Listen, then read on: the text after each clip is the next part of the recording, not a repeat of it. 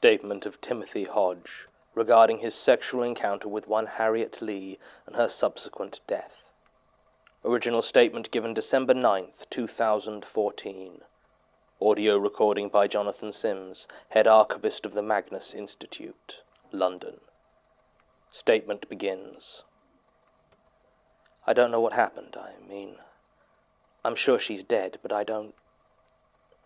Let me start from the beginning. I work as a designer, mainly freelance with a few more regular gigs with companies who like my work. I also had the luxury of a flat I'd managed to get set up so I could do most of my work there.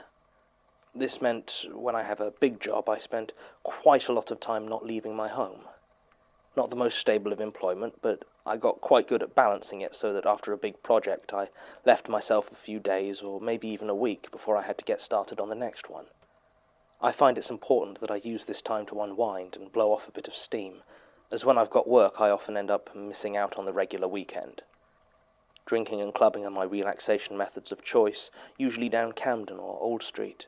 And while I'll admit I'm not above the occasional party drug, I swear that I was stone-cold sober when all this took place.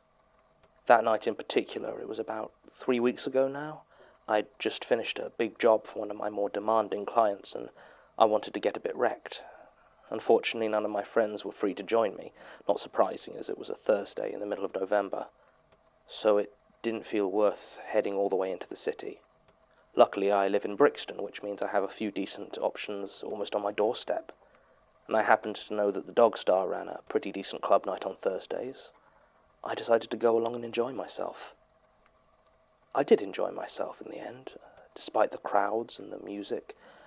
I wasn't feeling quite as wild as I expected, but I drank a bit and danced plenty. Okay, maybe I wasn't quite as sober as I said earlier, but I certainly wouldn't have called myself drunk. Now, I wasn't particularly looking to get laid that night, but I know I'm not an unattractive guy and I live local, so I'm always alert, shall we say, for any possibility of finding myself a partner. It was closing in on midnight when I saw her. She was skinny and had that student look which could have put her age anywhere between 19 and 28. Her hair was long, dyed a deep henna red, and she wore torn tights and too much eyeliner. Exactly the sort of girl I go for. She was lurking on the dance floor, and I wasted no time trying to catch her eye. It was harder than I'd guessed, though, as her attention seemed to be mainly focused on the doors. At first I thought she was waiting for someone, but the more I watched her, the more I saw the nervousness in her eyes, maybe even fear. It was at that point she noticed me, and our eyes just locked, you know. She came over, and we began to dance together. She was excellent, far better than me, and moved in a smooth, rolling sort of rhythm that made the word writhe leap suddenly to my mind. I offered her a drink, but she refused, gesturing instead for water, which I happily got. I couldn't really hear her over the music, but you don't go to these nights for conversation.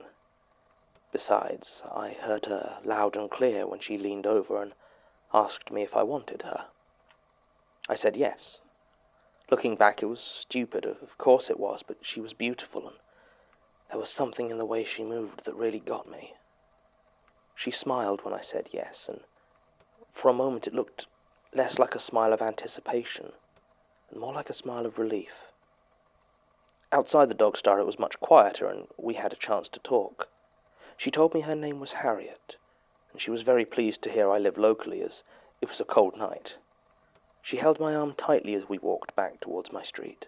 At first I thought this was for warmth, as she didn't have a coat, and I doubted the light jacket she was wearing had much insulation. When I looked at her, though, I saw she was looking around the same way she'd been watching the door earlier. Her nervousness was even more obvious now, and she was peering intently down every street we passed. I asked her if anything was wrong, and tried to tell her that I lived in a nice neighborhood, she was perfectly safe, that sort of thing. She nodded and agreed, but still seemed jumpy. When we were about halfway, she started scratching her arms. At first I thought she was just rubbing them for warmth, but after a few seconds it became clear that she was scratching them quite hard, leaving obvious red marks where her fingernails dug in. I was starting to suspect something was wrong, and asked Harriet if there was anything the matter, anything I should know. She just insisted we head back to my place as quickly as possible. I agreed, since I figured that whatever the problem was, we could deal with it easier in my flat than on the cold streets at midnight. By the time we reached my building, she was staring over her shoulder in near panic. I followed her gaze, but couldn't see anything, so quickly opened the front door and let her in. She seemed to relax a bit once we were both in the relatively warm corridor with the door shut firmly behind us. My flat was on the 3rd floor, and even though, as I said, I don't live in a bad area, I did have an extra deadlock on my door. Harriet visibly relaxed when she saw it, and more so when it was closed. The skittish glances and scratching her arms stopped almost immediately. I offered her a coffee or tea to warm up. She just asked for a glass of water, said she was feeling a bit unwell. We sat down, and once I'd fetched her water and fixed myself a coffee, we talked for a while. My instincts had been right. She was a student, studying art. She hadn't been in London long, she said, was originally from Salisbury, and had been finding it difficult recently. When she left that pause, I saw in her eyes hints of that panic I'd seen on the street. I asked her to tell me what was wrong, said something was clearly bothering her and I'd like to help. She got very quiet for a few moments and then nodded. She told me she'd been mugged the night before last, although the way she said the word mugged made it sound like she wasn't sure. I just nodded and let her continue talking. She lived up an archway on a street named Elthorne Road, and had been walking home around midnight when she saw a woman lying face down on the pavement. This woman wore a long red dress, and Harriet said she could see it shifting in the orange glow of the street lamps, as though something was moving underneath it. Harriet was close to her house, which she shared with several other students, so she said she was maybe less careful than she should have been, and had approached, calling out and asking if the woman needed help. There was no response, but all movement stopped, and the red dress went very still. Suddenly, far quicker than Harriet could have expected, the woman leapt to her feet and sprinted directly towards her, seizing her by the shoulders and pushing her back against a nearby wall. It happened so fast that Harriet said she had never really gotten a good look at the woman beyond her dress, a head of long matted black hair and wide staring eyes. The woman growled something at her, but Harriet couldn't make it out. She tried to ask what the mugger wanted, but as she did, she felt a sudden pain in her stomach as though she'd been stabbed, which is exactly what she thought had happened. She told me that she had fallen to the ground and lost consciousness almost immediately. When she awoke, the woman in the red dress was gone. Harriet had expected to find herself lying in a pool of blood from her stomach wound, but could instead find no trace of any injury anywhere, except for some scraped knees where she had fallen to the floor. She had staggered home and tried to sleep it off. Since then, she said she'd been seeing that woman everywhere she went. She felt like she was being followed all the time and couldn't stay in her own home, as whenever she did, it was like this weight was dragging her down. Her skin became so itchy as to be nearly unbearable. Harriet had apparently tried to go to the police, but said as she approached the station she was overcome with such a powerful nausea that she threw up on the pavement. She had tried the hospital, but they just told her there was nothing obvious and to make an appointment with her doctor. She had been spending the last 3 days just wandering in cafes and bars and clubs, anywhere there were enough people that she felt safe. She just didn't know what to do. By now Harriet was crying, and I felt like a complete asshole for having brought the issue up. I mumbled some apologies. I don't know what I said. I was just trying to make her feel better. Not sure what I expected to happen, but I certainly didn't expect her to kiss me at that moment. I know, she was vulnerable, and I feel like but I swear I wasn't trying to take advantage. I asked her again and again if she was sure, but she just kept nodding and dragged me to the bedroom. I mean, we had sex. There's not much more to say about that, really. The important thing is what happened afterwards. As we were lying there in bed, exhausted, I rested my head against her shoulder. I was about to say something or other, but before I could, I felt something move. It's hard to describe exactly, but it wasn't her shoulder that moved. It was something inside it, under the skin. It squirmed ever so slightly against my cheek. I shot up in bed, but the only indication that she'd noticed anything amiss was that she reached over and absent-mindedly scratched where I'd been lying. I started to relax, lie down again. Maybe I'd just imagined it, but at that moment she doubled over and groaned in sudden pain. Her eyes went wide and she clutched her stomach tightly. I tried to see what was wrong, asked if I could help, but she just pushed me away. I had no idea what to do, so I ran out and towards the bathroom. My mind was going completely blank, and I couldn't remember whether I had any painkillers or indigestion medicine, or should I be calling an ambulance? I wasn't sure, and I ended up rooting through my medicine cabinet looking for, I don't know, anything that might have helped. I could still hear Harriet moaning in agony from the bedroom, and had just made up my mind to call for an ambulance when I heard something that stopped me dead in my tracks. It's hard to really describe the sound that came from the bedroom.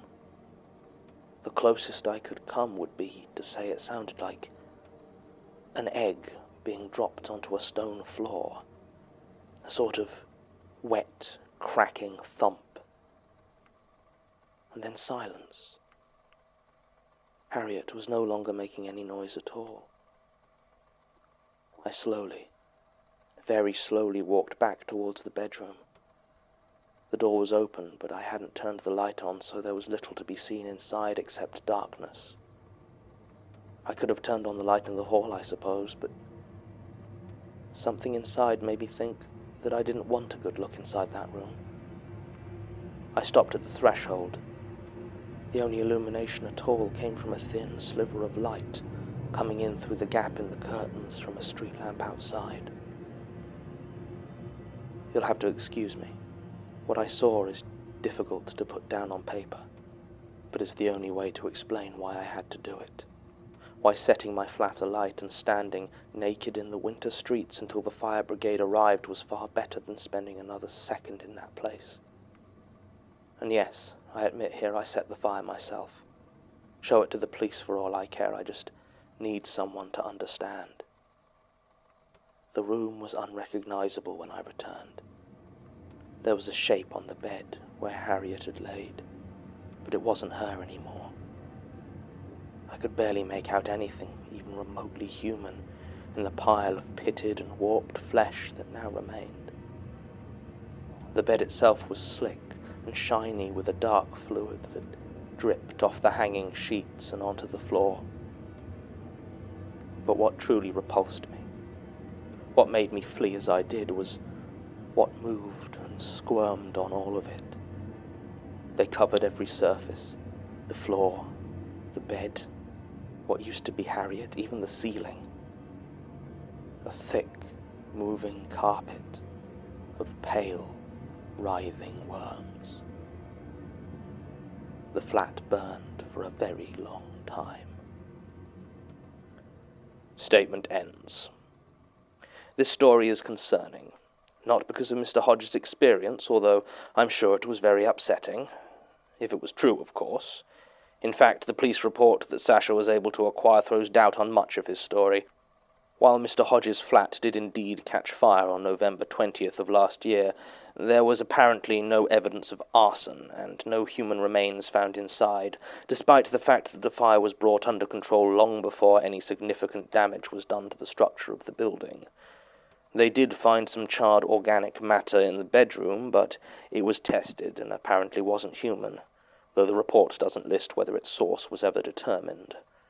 I will say it does link up with the reported disappearance of one Harriet Lee, a student at Roehampton, who was reported missing shortly after this statement was originally given. She seems to match the description given here. Still, that's not really what concerns me either, though obviously it's a tragic loss of life, etc., etc. No. What I find quite alarming is that if Mr. Hodge's recollection of Harriet's tale is correct, and she was attacked by a woman in a red dress in Archway, Then that matches the description and last known location of Jane Prentice. I can't find any evidence that my predecessor took follow-up action on this statement, so I've taken the step of reporting Mr. Hodges to the ECDC. We were unable to locate him to request a follow-up interview, and if he has had intercourse with one of Prentice's victims, then they'll need to deal with him sooner rather than later. I just hope it's not too late already. Recording ends.